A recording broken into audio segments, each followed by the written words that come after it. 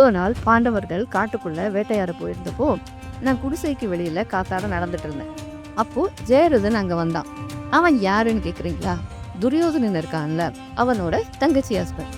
அவனுக்கு இன்னொரு ஸ்பெஷல் பலமும் இருக்கு. அது என்ன தெரியுமா? சின்ன வயசுல அவனோட அப்பாவுக்கு அவன் நிறைய ஹெல்ப் பண்ணி அவர் ரொம்ப ஹாப்பியாகி ஒரு வரம் கொடுத்துருக்காரு. அது என்ன தெரியுமா?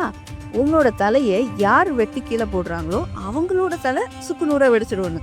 பாத்தீங்களா எப்படி ஒரு பவர்ஃபுல்லான ஆள துரியோதன் மாப்பிள்ளையா வச்சிருக்கான்ட்டு.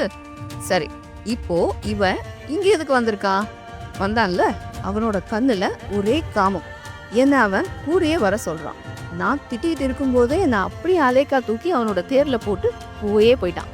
அப்போ ஒரு முனிவர் பார்த்துட்டு என் கணவர்கிட்ட போய் சொல்லி அவங்க வந்து பின்னாலேயே வந்து சண்டை போட்டு ஜெயரதனை கொல்ல போற நேரத்துல யுதிஷ்டர் சொல்றாரு, அவன் நம்ம தங்கச்சியோட ஹஸ்பண்ட், அவனை கொல்லலாம் வேண்டாம் சொல்லிட்டு அவனோட தலைமுடியை மட்டும் பாதியா ஷேவ் பண்ணி விட்டுருங்கன்னு விட்டிட்டு அனுப்பி விடுறாங்க. ஏற்கனவே கர்வத்தின் உச்சியில இருக்கான் ஜெயரதன். இந்த அசிங்கத்தை அவனால தாங்கவே முடியல. நேரா சிவபெருமான் கிட்ட போய் கடுமையா தவம் பண்றான். சிவபெருமானும் கொஞ்ச நாள் கழிச்சு காட்சி தராரு.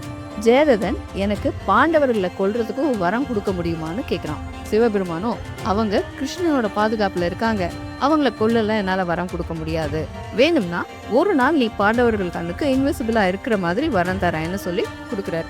இந்த சிவபெருமானுக்கு வேற வேலையே இல்லைல்ல, அவன் தான் தப்பு பண்ணிட்டு வந்திருக்கான்னு தெரியுதுல்ல, அவனுக்கு இந்த வரம் கொடுக்கலாமா? நீங்களே சொல்லுங்க. இந்த 2 பவர்ஃபுல் வரத்தையும் அவன் எப்படி யுத்தத்துல பயன்படுத்தினான்னு வரும் எபிசோட்ல நம்ம பார்க்கலாம். தேங்க்யூ.